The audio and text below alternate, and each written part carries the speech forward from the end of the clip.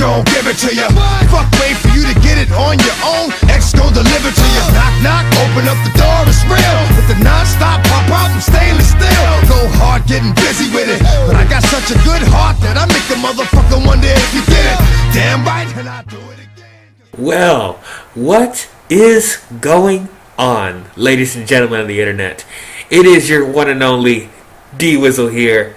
Thank you so much for tuning back into my channel. And judging by the title of this video and my little get up here, you could probably already guess what we're going to be talking about today. We're going to be talking about that merc with a mouth, Deadpool. Deadpool 2 is about to come out this weekend, so I decided, why don't we revisit the first film?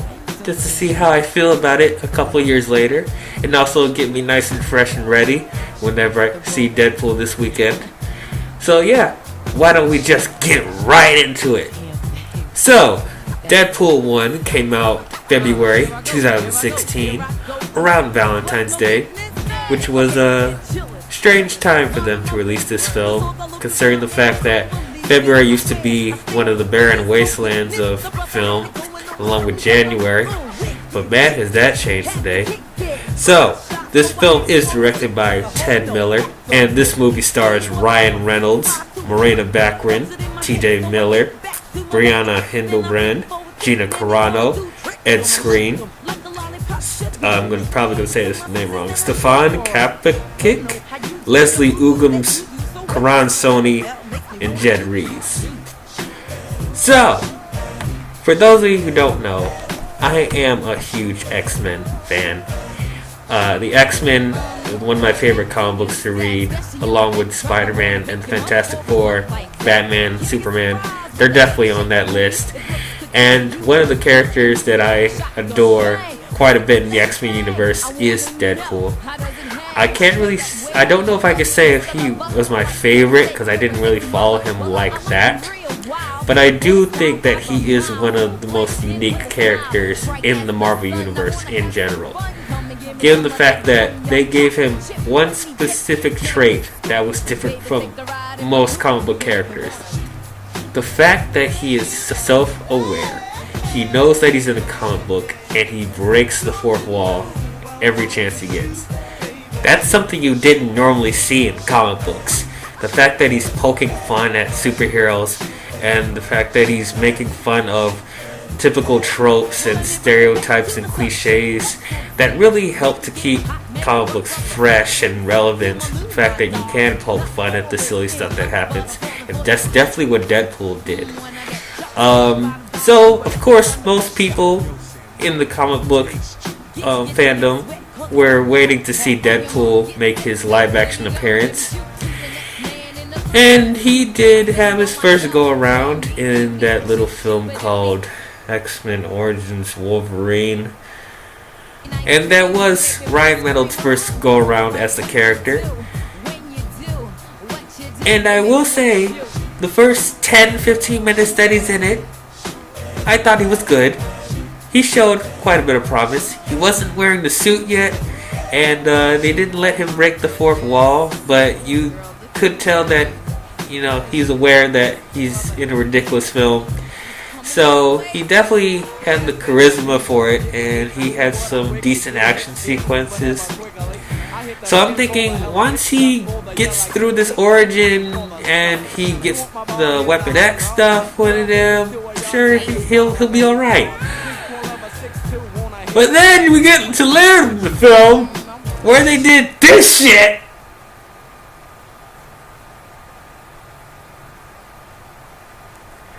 Not only was X-Men Origins Wolverine just a dumpster fire of a film, but they completely destroyed Deadpool. They sewed his mouth shut, they put swords on his arms, they make him shoot laser eyes. First of all, why would you sew his mouth shut? Literally, his moniker is the Merc with a Mouth, and you literally just sew his mouth shut.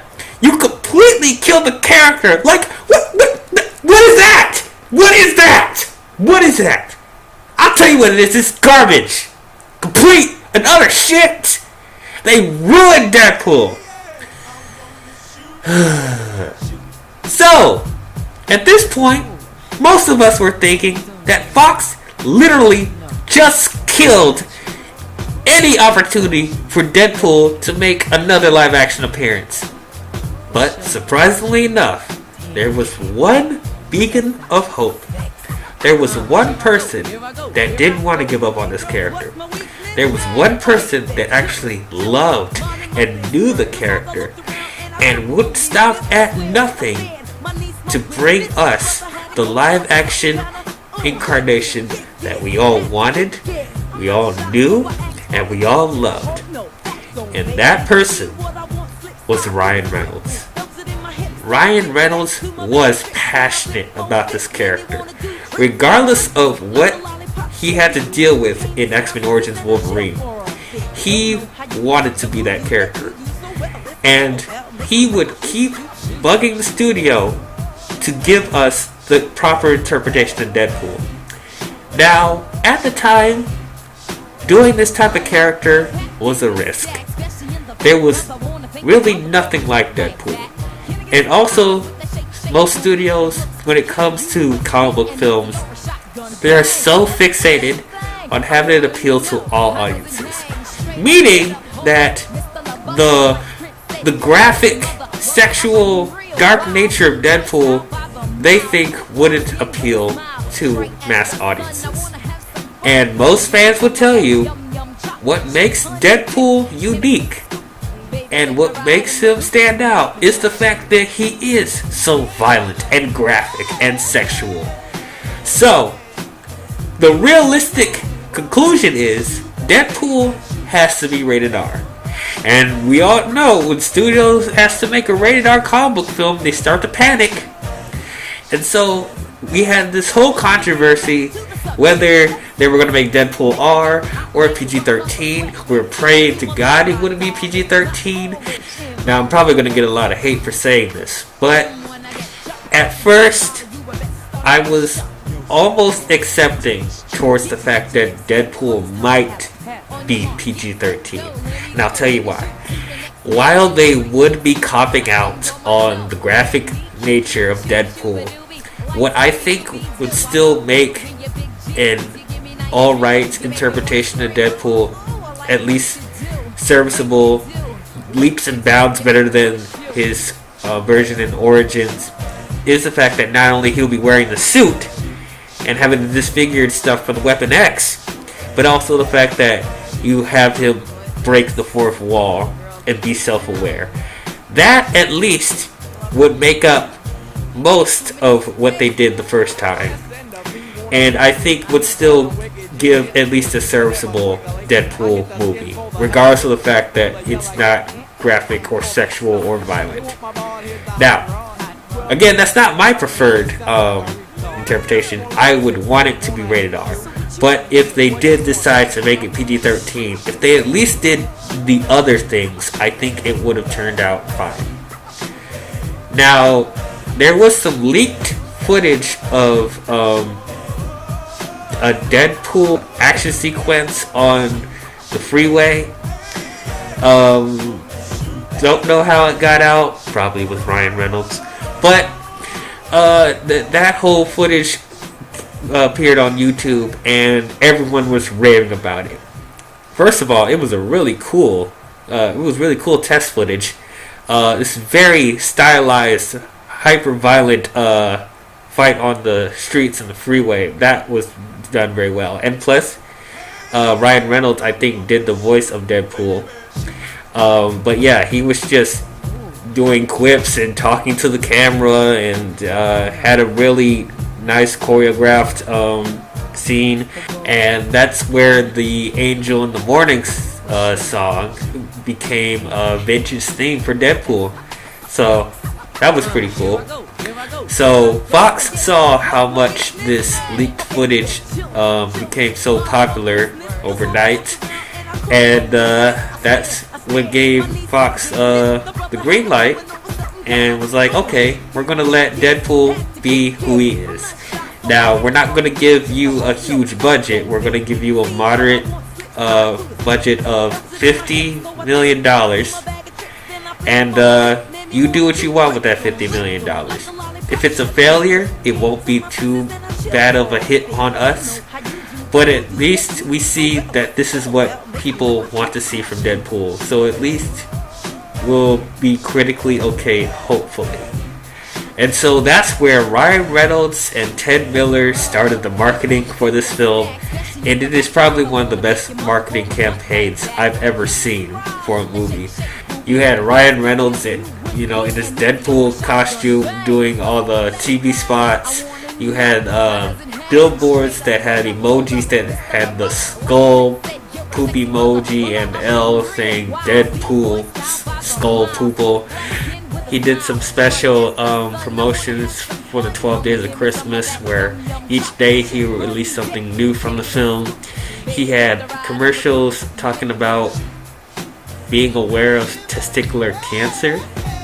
That was pretty out there, but once again, the very clever marketing of Deadpool, bringing awareness to it, and also kind of relevant to his character since he does masturbate quite a bit. There were standees where you could sit on Deadpool's lap and he was wearing the Christmas hats. He had other posters where it literally was saying, "Wait till you get a load of me." And then you had billboards and commercials where it's marketing it as a Valentine's Day love story because it is released around Valentine's Day. So you had creative marketing for that. It was just so well done, the marketing and the commercials. I enjoyed it quite a bit. So I've been waiting in anticipation for this film. All the trailers got me hyped. Like, all of them looked like, okay, this is the Deadpool that we wanted, and this is what they're going to give to us. But at the same time, I was a bit skeptical because of how much they did mess up the first time, and also the fact that they are a bit worried. So, were they going to hold this movie back? Were they going to keep restraints on them? Was it going to be cliche? Was Ryan Reynolds big enough of a factor to help get this movie the way it's supposed to be? I literally had my fingers and my toes crossed walking into the theater. Revisiting this movie again, how did I feel about Deadpool? Well, I will tell you that this movie... Okay, this mask is getting really hot. I'm going to take it off now.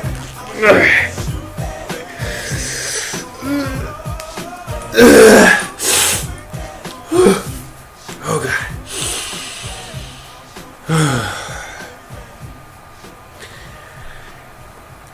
I enjoyed the hell out of this movie. I really don't think I can get through this review without obviously talking about the MVP of this film, and it is Ryan Reynolds' Deadpool. He was great.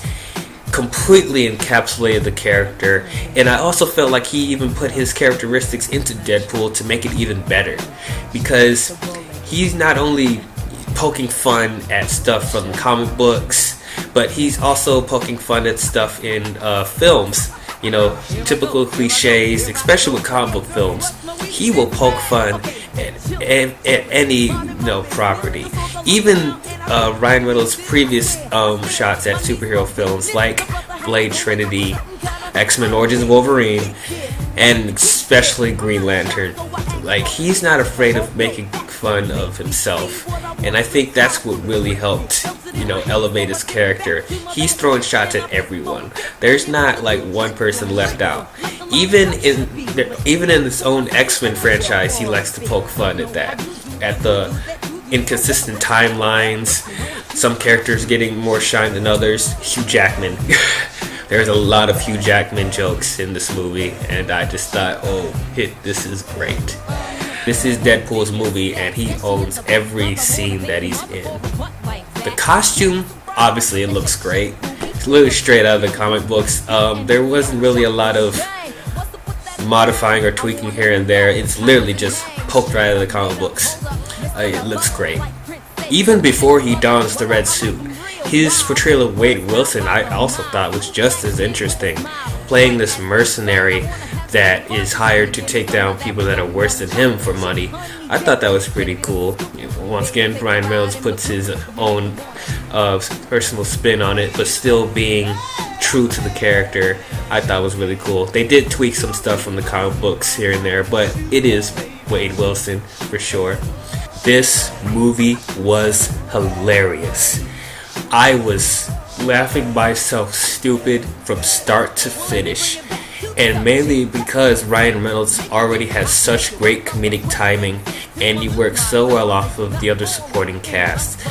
Literally within the first minute of this movie, I was laughing.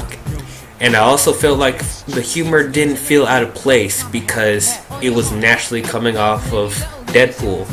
Like, there wasn't really a joke in there where I was like, oh, why'd you have that? You killed the moment. None of that. It all felt like it flowed. The action sequences in this movie are also very good. It's very stylistic. Like, the CGI looked practically seamless, and it was very well choreographed. This movie had $50 million, guys. $50 million. And the stuff that they're able to do in this movie rivals other big budget comic book movies. Like, this movie has better CGI and better choreographed fights than some of the Marvel movies. I didn't even think I could say that. This is how you manage a budget. You know where to focus your resources in. And Ted Miller definitely had a specific craft and style that he brought to this movie that I thought was very, very well done.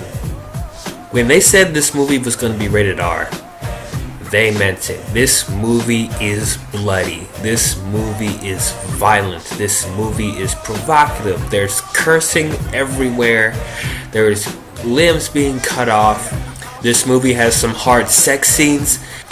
There's even a cameo with Stan Lee working at a strip club giving away chastity. Yeah, this movie is not for kids. I hope nobody took their kids to see this movie, and please don't buy this movie for them to watch. This is not for children below 13. I'll tell you that right now. And I thought it was glorious. Now, while Ryan Reynolds was great as Deadpool, what was just as good was the supporting cast. Most of the supporting cast in this movie was very, very good.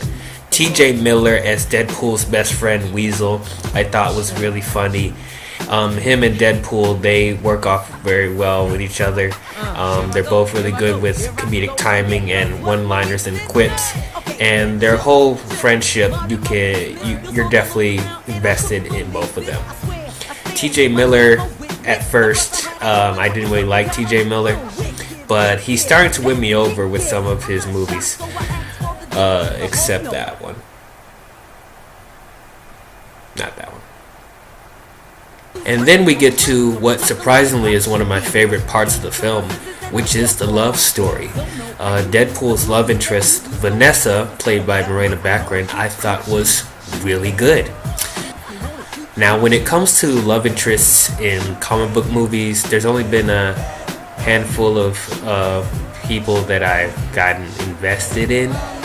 A couple of examples is probably Tony and Pepper from the MCU, and Peter and Gwen from the Amazing Spider-Man movies. But yeah, there just hasn't really been a lot of, love angles in comic book movies that I've been fully invested in. And I thought Deadpool would be the last place where I would actually be interested in a love angle, but surprisingly enough, Wade and Vanessa are amazing together. They're both freaking crazy as hell. I just feel the emotion and how much they cared for each other, especially when Wade finds out that he has cancer. Like, Vanessa is with her till the very end, even when Wade eventually ran away, when he gets his disfigurement from getting the Weapon X put in him. Now, being that this is Deadpool, of course they make fun of some of the love tropes in films in general, and pretty much their relationship, they avoid most of the cliches, and when they do the cliches, you don't feel like, you're rolling your eyes at them. You're still invested in both of them, and you want them to be together. Now, there is some people of the comic books that are aware that Vanessa is also a mutant. I believe her name is Copycat. Yeah. I don't know too much about Copycat in the comic books. It would have been cool to see Vanessa show that she's a mutant. They might do it in the sequel, we don't know. But I was fine with her just being human. Didn't need to be a mutant along with him, so I was okay with it. But I understand some people were like, oh, we hope she was going to reveal that she was Copycat. I get it. Now, I know some people want me to talk a little bit about when they were having sex throughout all the holidays of the year. Yeah, that was an interesting scene. I thought it was funny and kind of kinky. It's funny how this movie is more graphic and sexier and dirtier than 50 Shades of Grey. So yeah, it's not exactly my preferred choice to see Morena fuck Ryan with a strap on, but all that was to build both of their characters. So in general, I liked the scene. And so I didn't even think that we were going to have any X-Men in this film, but silly me, Deadpool is an X-Men property, so an X-Men has to show up somewhere, and we definitely do. We have Colossus and Negasonic Teenage Warhead. So Colossus, I really loved him. I was very underwhelmed from the previous incarnation of Colossus in the Bryan Singer films. Yeah, it barely resembled him. But this Colossus, this is the Colossus that I wanted. He's huge, he's massive, he's Russian, and he's a pacifist. That's pretty much how he is. Pretty much straight out of the comic books. You're going to be hearing me say that term a lot. Straight out of the comic books. That's the Colossus that I wanted from the old X-Men films, and we definitely had it here. And he wasn't just a cameo either. He played a significant part towards the end, along with Negasonic Teenage Warhead. Now, I wasn't really a huge fan of Negasonic in the comic books, and also she only made like 2 appearances in the comic books. So I didn't really have much expectations for her, but surprisingly enough, I really enjoyed Negasonic. I thought she was pretty good. She was playing the typical, emo teenager, so I think she worked best off of people like Colossus and Deadpool, to get her out of her funk a little bit. And she, like I said, she also played a big role towards the end with Colossus. They both weren't just cameos. Also, it did kind of bother me a little bit that they were the only 2 X-Men that appeared in the movie. I mean, I get that the movie had a small budget, so you couldn't really afford any other characters, but yeah, it just felt a bit odd just to see those 2. They're the only 2 that are in the X Mansion. Like, it was pretty much deserted in there.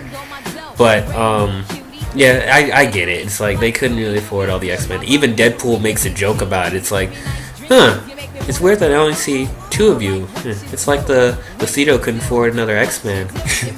But literally with Negasonic and Colossus, like this is the stuff that I wanted to see from the original X-Men films. Like, literally, when they see that Deadpool, is wreaking havoc on the freeway, they literally just take the jet and leave. That's some X-Men stuff right there. They just leave, take a jet and go on missions separate. Not all the X-Men do missions together. There are certain members that go off and do their own missions, and they just leave. So I thought that was really cool. They really, in this movie, and specifically in those scenes, they encapsulated more what the X-Men are supposed to be than in the previous films, which is really saying something. This movie really encapsulated what the comic books, or what close to what the comic books are supposed to be. As far as the other minor supporting cast is, there's not really too much to say about Dopender and Blind Owl. I enjoyed both of them, but compared to the other characters, they don't really get as much development. I do like the interaction with Deadpool and Dopender in the taxi, and Deadpool's giving him advice about this girl that he likes, and pretty much secretly telling him to kidnap her and stuff. That was pretty funny. And then Blind Owl is pretty much Deadpool's roommate after he runs away from the Weapon X project. She also had some good interactions with Deadpool.